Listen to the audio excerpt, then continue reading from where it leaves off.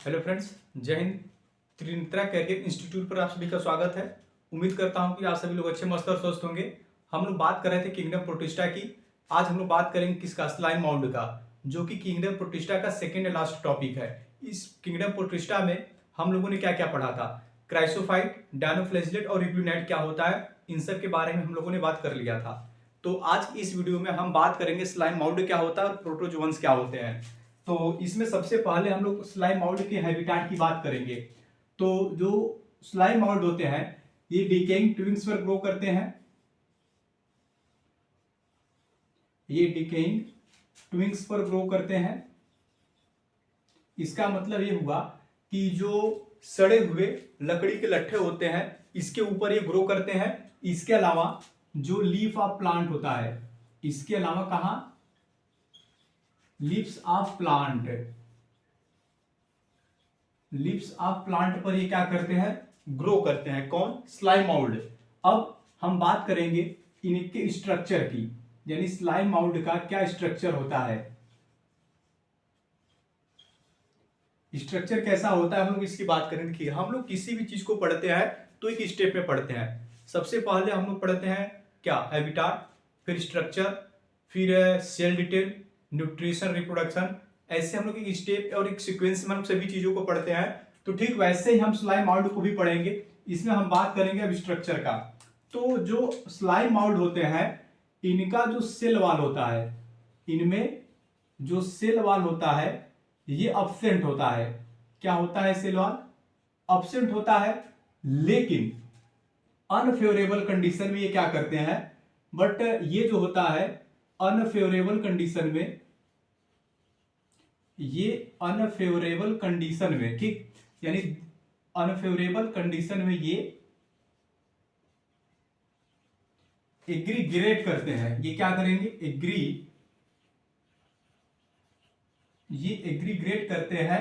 और इस एग्रीग्रेट को हम लोग क्या बोलते हैं, इसे हम कहते हैं known as plasmodium, known as plasmodium. यानी कि in unfavourable condition they aggregate, और उस एग्रीगेट को हम क्या बोलेंगे, प्लाज्मोडियम कहते हैं। अब ये प्लाज्मोडियम क्या होता है समझिएगा। मतलब ये कि अगर कोई लीफ होगा, सपोज दैट, अगर मैं कहूं कि मेरे पास ये एक लीफ है, मेरे पास ये लीफ है, समझिएगा बात को। अगर मैं कहूं ये एक लीफ है, तो इस लीफ के ऊपर स्लाइम माउल्ड क्या करेंगे, एग्रीग्रेट करेंगे, एग्रीग्रेट करेंगे इस तरीके से। और ये क्या होंगे, इसके अंदर बहुत सारे न्यूक्लियस होंगे। एग्रीग्रेट का मतलब ये हुआ कि बहुत सारे सेल्स मिलकर के इस स्लाइम माउल्ड का फॉर्मेशन करते हैं। समझ में आ रही है क्या बात।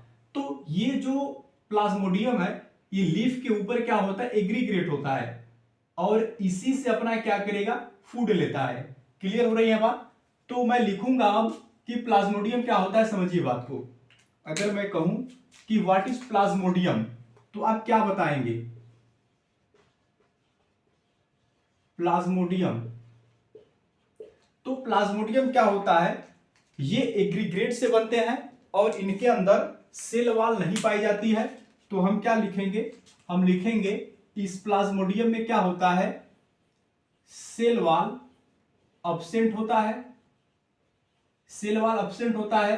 इसके अलावा ये कैसे होते हैं, इसमें देख रहे हैं बहुत सारे न्यूक्लियस होते हैं। तो इसका मतलब ये हुआ कि ये मल्टी न्यूक्लिएटेड होंगे। ये कैसे होंगे, ये मल्टी न्यूक्लिएटेड भी होंगे। और कैसे होंगे, ये क्या होते हैं, समझिए बात को। जो स्लाइम माउल्ड होते हैं ये अनफेवरेबल कंडीशन में सेवरल फील्ड से ग्रो करते हैं। यानी कि हम लिखेंगे they spread, they spread, spread and grow several feet.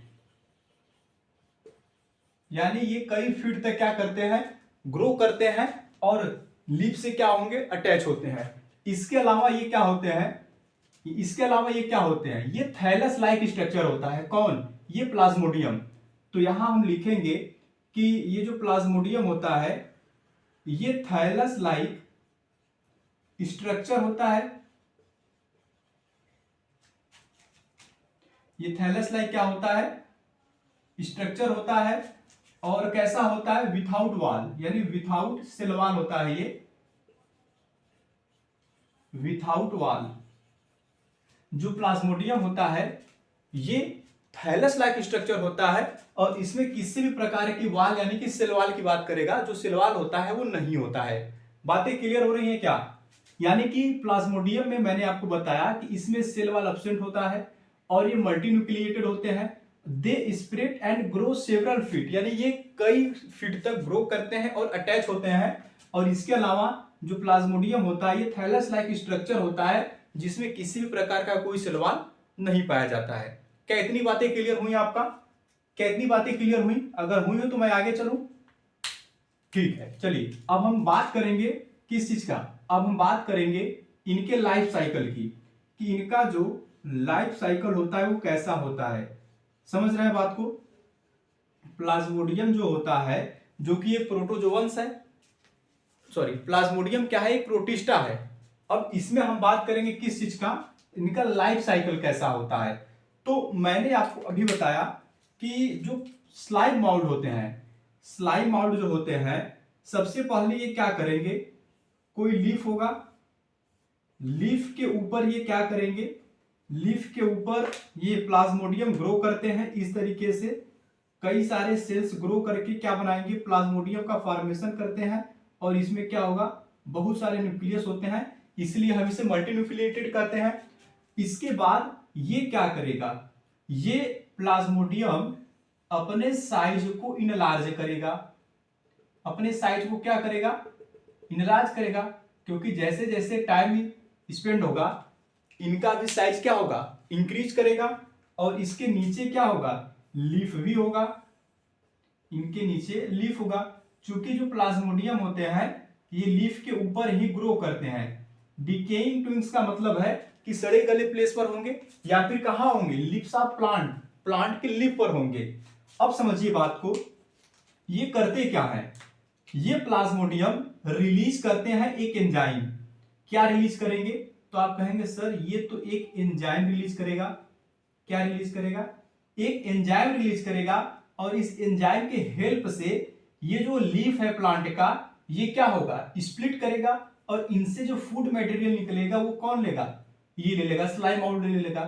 बातें क्लियर हो रही हैं? मैंने कहा कि लाइफ साइकिल में जो स्लाइम आउट एक लीफ के ऊपर ग्रो करता है, जैसे जैसे टाइम स्पेंड होगा ये साइज में क्या होंगे, इनलार्ज होंगे। जब साइज में इनलार्ज होंगे तो इनके फूड को भी तो जरूरत पड़ेगी, तो फूड ये कैसे लेंगे, ये स्लाइम आउट इस लीफ के ऊपर रह करके इसी के ऊपर एक एंजाइम रिलीज करते हैं, जिसकी वजह से ये लीफ क्या होता है, स्प्लिट हो जाता है, और फूड मटेरियल कहां चला जाता है, स्लाइम आउट के अंदर, और इनके अंदर किसी प्रकार की सेल वॉल नहीं होती है। अब ये क्या करेंगे, अब जब अनफेवरेबल कंडीशन आएगा, कौन सा कंडीशन आएगा, अनफेवरेबल कंडीशन में ये क्या कर रहे हैं, एग्रीग्रेट करेंगे, और उससे हम क्या बोलेंगे, प्लाज्मोडियम बोलेंगे। तो इसका मतलब ये हुआ कि अनफेवरेबल कंडीशन में, समझ रहे हैं बात को,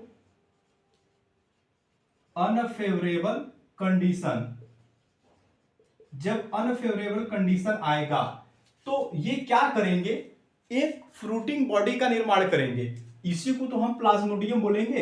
एग्रीग्रेट होगा तो प्लाज्मोडियम बनाएगा।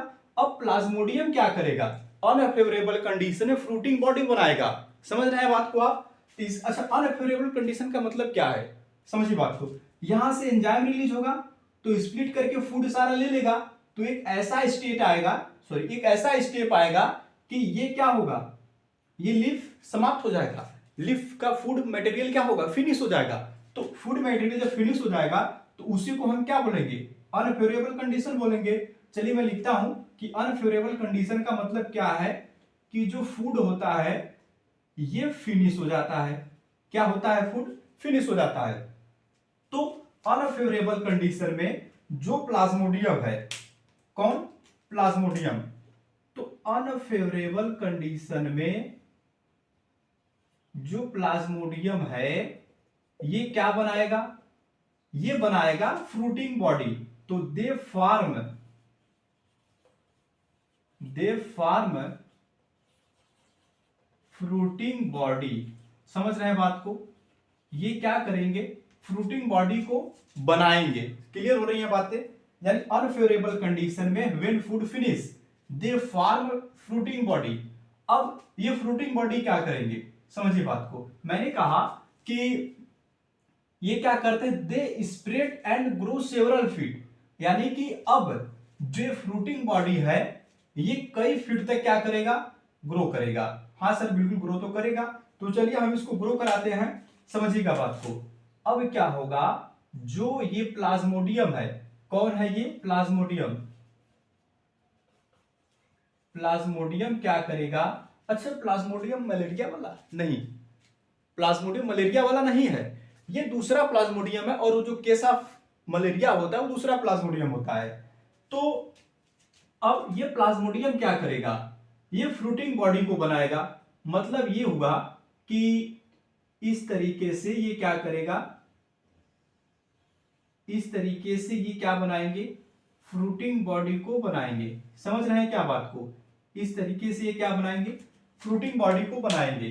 तो दे फार्म फ्रूटिंग बॉडी। तो ये फ्रूटिंग बॉडी बन गई।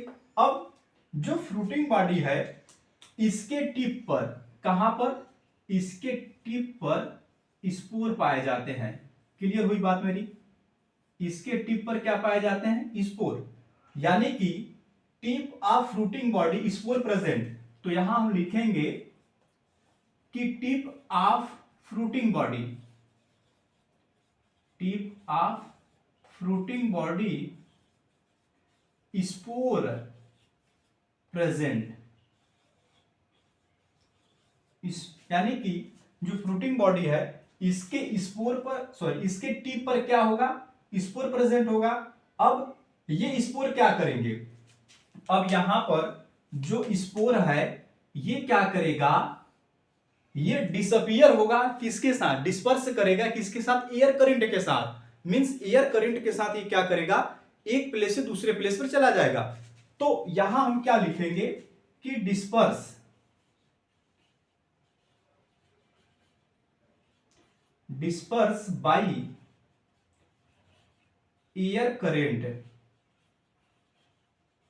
Disperse by air current. तो जब एयर करंट के साथ क्या करेगा? डिस्पर्स करेगा। तो सपोज मान लेते हैं कि यहां से डिस्पर्स करके एयर करंट के साथ ये यहां तक आ गया। कौन आ गया भाई? स्पोर आ गया। हाँ सर बिल्कुल स्पोर तो आ गया डिस्पर्स होके। अब जो स्पोर है इसके चारों ओर, समझ रहे हैं बात को? इस स्पोर के चारों ओर एक लेयर पाई जाती है। क्या पाई जाती है? एक लेयर पाई जाती है। और इस लेयर को हम क्या नाम देते हैं? इस लेयर को हम नाम देते हैं ट्रू सेल वॉल। यानी कि जो स्लाइम माउल्ड है इनके अंदर तो सेल वॉल नहीं है, लेकिन इनका जो स्पोर होता है जो कि फ्रूटिंग बॉडी के टिप पर है, इसमें क्या पाया जाएगा? सेल वॉल पाया जाएगा। वही ट्रू टाइप का ट्रू सेल वॉल पाया जाएगा। यानी कि जो फ्रूटिंग बॉडी के टिप पर स्पोर है जो डिस्पर्स हो रहा है एयर करंट के साथ, ये क्या करेगा? They can survive many years. यानी कि ये जो स्पोर है ये सर्वाइव कर सकता है। ये क्या करेगा? ये सर्वाइव मेनी ईयर्स। ये सर्वाइव करेगा कहां तक? मेनी ईयर्स तक। क्लियर हो रही है क्या मेरी बात? अब जो ये है स्पोर, अब ये स्पोर क्या करेगा? अब ये स्पोर समय के साथ अब क्या बनाएगा? जाइगोट का फॉर्मेशन करेगा। क्या बनाएगा अब ये बनाएगा जाइगोट। जाइगोट बनाएगा। जाइगोट बनाने के बाद अब फेवरेबल कंडीशन आएगा जब, तो इस जाइगोट से फिर से क्या बनेगा? एक प्लाज्मोडियम जनरेट होगा। क्लियर हो रही है क्या बात? मैंने लाइफ साइकिल में क्या बताया आपको? मैंने कहा कि कोई लीफ होगा, उसके ऊपर प्लाज्मोडियम क्या करेगा? ग्रो करेगा। इसके बाद वो क्या करेगा? साइज में इनलार्ज होगा। इनलार्ज होने के बाद ये क्या करेगा? एंजाइम रिलीज करेगा लीफ के ऊपर और यहां से क्या करेगा? फूड को एब्जॉर्ब करेगा। तो एक ऐसा स्टेप आएगा एक ऐसा समय आएगा, एक ऐसा टाइम आएगा कि लीफ क्या होगा, इंड हो जाएगा, फिनिश हो जाएगा इस लीफ का फूड मटेरियल। तो जब फूड फिनिश हो जाएगा तो उसी कंडीशन को हम क्या बोलेंगे, अनफेवरेबल कंडीशन बोलेंगे। तो अनफेवरेबल कंडीशन में जो प्लाज्मोडियम है ये क्या करेगा, फ्रूटिंग बॉडी को बनाएगा। अब ये फ्रूटिंग बॉडी क्या करेगा, मैंने कहा कि जो प्लाज्मोडियम होता है ये separate and grow several feet तक, कई फीट तक ये क्या करेंगे, ग्रो करेंगे। तो ग्रो करने के बाद प्लाज्मोडियम से जो फ्रूटिंग बॉडी बना है इसके टिप पर क्या होगा, स्पोर होगा। स्पोर क्या करेगा, फ्रूटिंग बॉडी स्पोर प्रेजेंट कहां, टिप ऑफ। तो इस फ्रूटिंग बॉडी के टिप पर क्या होगा, स्पोर होगा। अब ये स्पोर क्या करेंगे, एयर के साथ क्या होंगे, डिस्पर्स होंगे, यानी यहां से अब कहीं और जाएंगे। तो कहीं और मैंने यहां ला दिया। तो ये जो स्पोर है इसके चार और ट्रू सेल वॉल पाया जाता है और ये सरवाइव कर सकता है कहां तक, मेनी ईयर्स तक ये सरवाइव कर सकता है। अब इसी से क्या बनेगा, जाइगोट बनेगा, और जाइगोट से क्या बनेगा, एक नए प्लाज्मोडियम का निर्माण होता है। अब हम बात करेंगे किस चीज के, न्यूट्रिशन की, कि स्लाम माउल्ड में किस तरीके से न्यूट्रिशन होता है। तो समझिएगा न्यूट्रिशन कैसे होता है स्लाइम माउल्ड में। वैसे तो ये होते हैं हेट्रोट्रॉपिक, तो हम यहाँ लिखेंगे कि जो स्लाइम माउल्ड का न्यूट्रिशन होता है ये कैसे होते हैं। तो आप कहेंगे सर ये तो हेट्रोट्रॉपिक होते हैं, यानी अपने फूड मटेरियल के लिए किसी दूसरे ऑर्गेनिज्म पर डिपेंड होंगे। तो हम यहाँ लिखेंगे ये कैसे होंगे, ये होंगे हेट्रोट्रॉपिक। हेट्रोट्रॉपिक तो होंगे ये, जी सर बिल्कुल होंगे, लेकिन हेट्रोट्रॉपिक तो कई टाइप का होता है। तो कई टाइप में कौन सा होगा, तो आप बोलेंगे सर ये सैप्रोफिटिक होते हैं। हेट्रोट्रॉपिक में ये कैसे होंगे, ये होंगे सैप्रोफिटिक। बातें समझ में आई, ये सैप्रोफिटिक होंगे। ये फूड को कैसे इंगल्फ करते हैं, तो समझिए ये करते क्या है, ये ऑर्गेनिक मटेरियल को, ये ऑर्गेनिक मटेरियल जो होता है उसे इनगल्फ करते हैं। ऑर्गेनिक मटेरियल को ये क्या करेंगे, इनगल्फ करेंगे। ठीक, इनगल्फ करेंगे किसको, ऑर्गेनिक मटेरियल को, यानी इनगल्फ करेंगे जब ऑर्गेनिक मटेरियल को, तो इसका मतलब ये हुआ कि ये कैसे फूड को लेंगे, इनगल्फ तो करेंगे, लेकिन कौन सा टाइप होगा, हेट्रोट्रॉपिक होगा, यानी दे इनगल्फ ऑर्गेनिक फूड मटेरियल। समझ रहे हैं बात को। अब इसके बाद हम लोग बात करेंगे किस चीज का, इसके बाद हम लोग बात करेंगे प्रोटोजोअन्स क्या होता है और उसके क्या क्लासिफिकेशन होते हैं, यानी किंगडम प्रोटिस्टा का। अब हम लोग बात करेंगे एकदम लास्ट टॉपिक क्या होता है। आप इसका स्क्रीनशॉट लीजिए। चलिए अब मैं इसको इरेज करता हूं।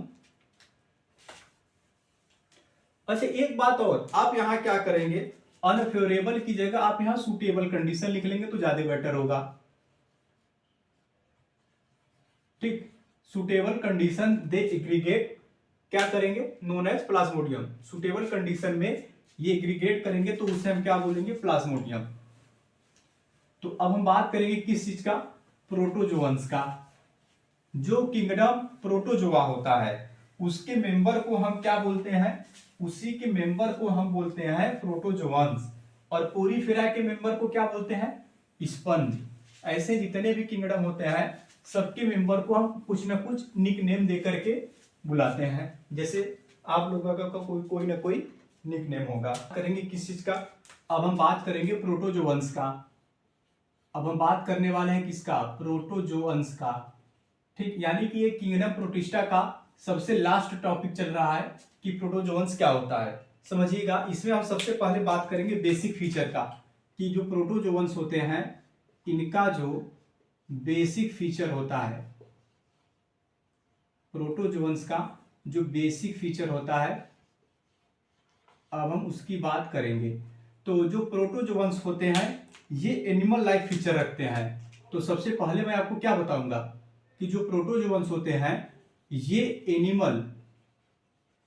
एनिमल लाइक फीचर रखते हैं।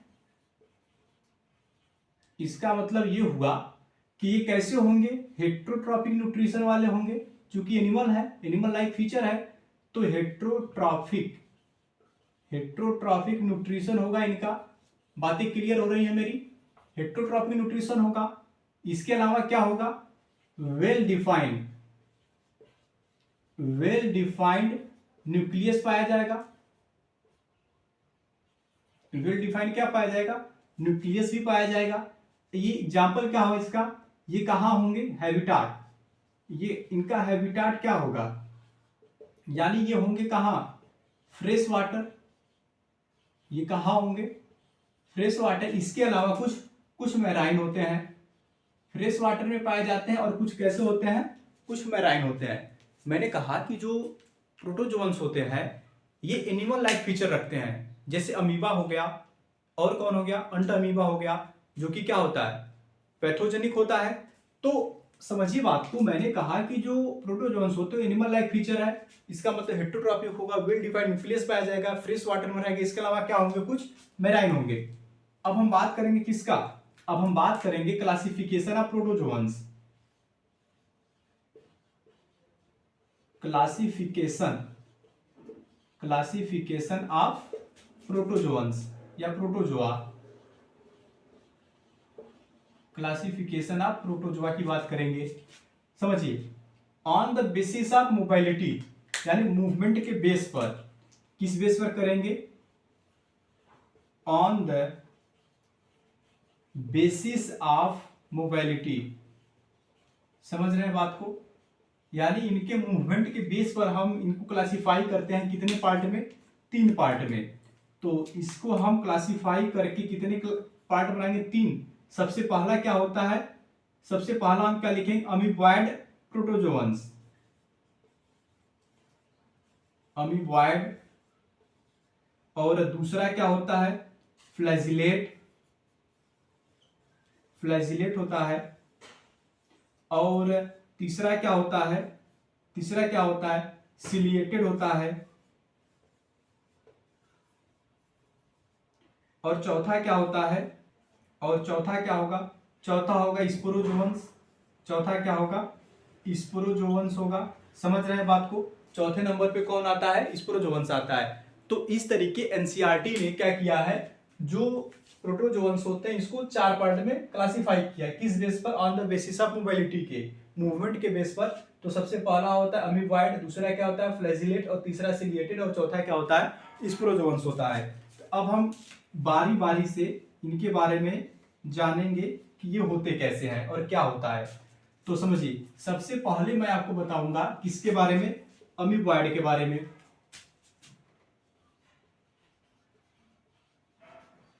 अमीबॉयड, तो समझिए, जो अमीबॉयड होता है इनके अंदर मूवमेंट के लिए स्यूडोपोडिया पाया जाता है। तो हम लिखेंगे कि इनके अंदर जो मूवमेंट होता है, क्या होता है, जो मूवमेंट होता है उसके लिए इनके अंदर क्या पाया जाता है, स्यूडोपोडिया पाया जाता है, जिसके हेल्प से ये क्या करते हैं, मूवमेंट करते हैं। कौन, अमीबॉयड जो होते हैं। समझ रहे हैं बात को। और ये होंगे कैसे, ये कहां पाए जाएंगे, मैराइन में पाए जाएंगे। यानी इनके कुछ मेंबर कैसे होते हैं, मैराइन होते हैं, कुछ मेंबर कैसे होते हैं, मैराइन। एग्जाम्पल क्या है, सिलिका, एग्जाम्पल क्या है, सिलिका। सिलिका कैसा होता है, सिलिका होता है इनका मैराइन। तो हम यहां लिखेंगे कि जो सिलिका होता है ये कैसे होते हैं, मैराइन होते हैं। इसके अलावा ये होते कैसे हैं, पैरासिटिक होते हैं। ये कैसे होते हैं, पैरासिटिक। पैरासिटिक का एग्जाम्पल क्या है, पैरासिटिक का एग्जाम्पल क्या है, अंट अमीबा है, अंट अमीबा। अंट अमीबा कहाँ होता है, पैरासिटिक होता है। इसके अलावा ये कहाँ पाए जाते हैं, ये पाए जाते हैं फ्रेश वाटर में। कहाँ पाए जाते हैं, फ्रेश वाटर में पाए जाते हैं। फ्रेश वाटर का एग्जाम्पल क्या है, अमीबा। फ्रेश वाटर का एग्जाम्पल क्या है, अमीबा। मैंने कहा कि जो प्रोटोजोअन्स है उसको 4 पार्ट में डिवाइड किया गया। पहला है अमीबॉयड, ये क्या मूवमेंट के लिए स्यूडोपोडिया पाया जाता है। कुछ मैराइन होते हैं जैसे सिलिका, ये पैरासिटिक होते हैं अंट अमीबा, और ये कैसे होते हैं, फ्रेश वाटर में पाए जाते हैं जो कि अमीबा है। इसके बाद दूसरे नंबर पे क्या आता है, फ्लैजिलेट्स आता है। तो अब हम बात करेंगे किसका, अब हम दूसरे नंबर वाले की बात करेंगे जो फ्लैजिलेट्स है।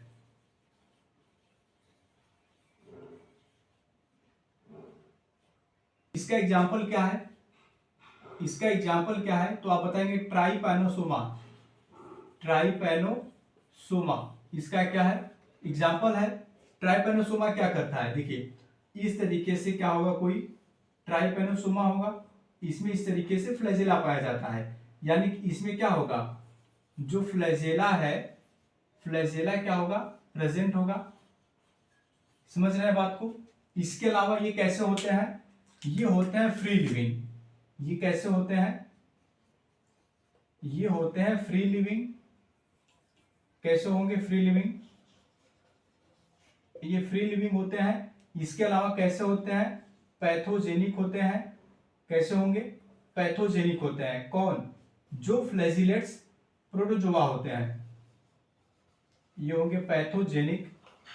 इसके अलावा जो केस ऑफ स्लीपिंग सिकनेस होता है, ये केस करते हैं किसके लिए, कॉज होता है किसके लिए, स्लीपिंग। स्लीपिंग सिकनेस जो होता है वो ट्राइपैनोसोमा की वजह से ही होता है। समझ रहे हैं बात को। स्लीपिंग सिकनेस जो होता है वो ट्राइपैनोसोमा की वजह से होता है। स्क्रीनशॉट लेंगे, इसके बाद हम बात करेंगे किसका, सिलिएटेड का और स्पोरोजोअन्स का। इसका एक स्क्रीनशॉट लीजिएगा। चलिए अब मैं इसको क्या करूंगा, इरेज करूंगा। इरेज करने के बाद अब मैं आपको बताऊंगा कि सिलिएटेड क्या होता है और स्पोरोजोअन्स क्या होता है।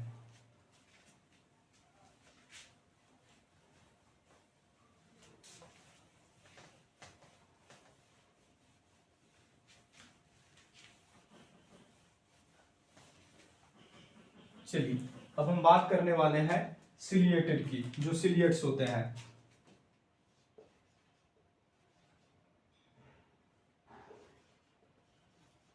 जो सिलिएटेड होते हैं, अब हम इनकी बात करेंगे। तो जो सिलिएटेड होते हैं, कौन, प्रोटोजोअन्स। इसका एग्जाम्पल क्या है, इसका एग्जाम्पल है पैरामीशियम। क्या है एग्जाम्पल, पैरामीशियम। समझ रहे हैं बात को। सिलिएटेड का एग्जाम्पल क्या है, पैरामीशियम। अगर मैं पैरामीशियम का स्ट्रक्चर बनाऊं तो इनका जो स्ट्रक्चर होता है वो स्लीपर लाइक होता है। समझ रहे हैं बात को। इनका स्ट्रक्चर कैसा होता है, स्लीपर लाइक होता है। इनके चारों ओर पाया जाता है क्या, सिलिया पाया जाता है। इनके चारों ओर इस तरीके से क्या पाया जाता है, सिलिया। समझ रहे हैं बात को। इनके चारों ओर क्या पाया जाता है, सिलिया। तो ये क्या चीज है, ये है सिलिया। इसके अलावा जो सिलिएट्स होते हैं, यानी कि जो पैरामीशियम होता है, इसके टिप पर पाया जाता है माउथ। क्या पाया जाता है, माउथ पाया जाता है। इसे हम क्या बोलते हैं, बुलेट। क्या बोलते हैं, इसे हम बुलेट बोलते हैं। ये बुलेट करता क्या है, ये बुलेट फूड को मूव करता है कहां तक, सॉरी ये जो सिलिया होता है ये फूड को मूव करता है कहां तक, बुलेट तक। तो हम लिखेंगे कि सिलिया मूव फूड कहां तक, cilia move food in bullet. समझ रहे हैं बात को। सिलिया फूड को मूव कराता है बुलेट के अंदर तक। बातें क्लियर हो रही हैं।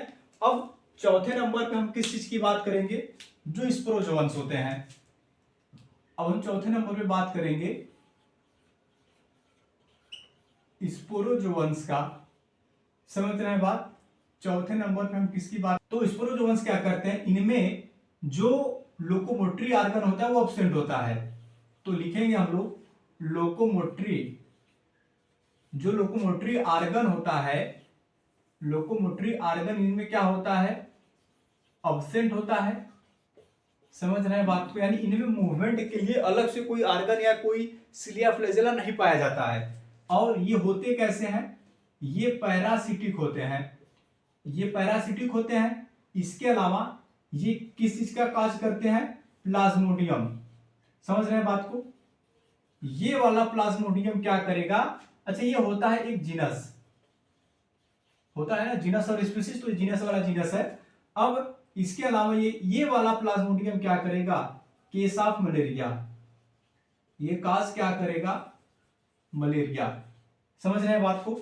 मलेरिया की डिस्कवरी कौन किया था, रोनाल्ड रास ने। समझ रहे हैं बात को। तो स्पोरोजोअन्स में हमने क्या सीखा कि इसमें लोकोमोटरी आर्गन एब्सेंट होता है, ये पैरासिटिक होते हैं। एग्जाम्पल क्या है इसका, प्लाज्मोडियम। और ये किस चीज का केस करता है, मलेरिया का। समझ में आई बात। अब इसके आगे हम लोग किस चीज की बात करेंगे, किंगडम फंजाई की। हम लोगों ने किंगडम मोनेरा पढ़ा, इसके बाद किंगडम प्रोटिस्टा पढ़ा, उसका क्लासिफिकेशन पढ़ा। अब इसके बाद हम लोग क्या पढ़ेंगे, किंगडम फंजाई को पढ़ेंगे, क्या होता है और कैसे क्या होता है। ठीक, यदि आप हमारे चैनल में पहली बार आए हैं तो चैनल को लाइक और सब्सक्राइब करना ना भूलें, और जो चीजें आपको नहीं समझ में आती है आप हमसे कमेंट में पूछ सकते हैं। Thanks for watching this video.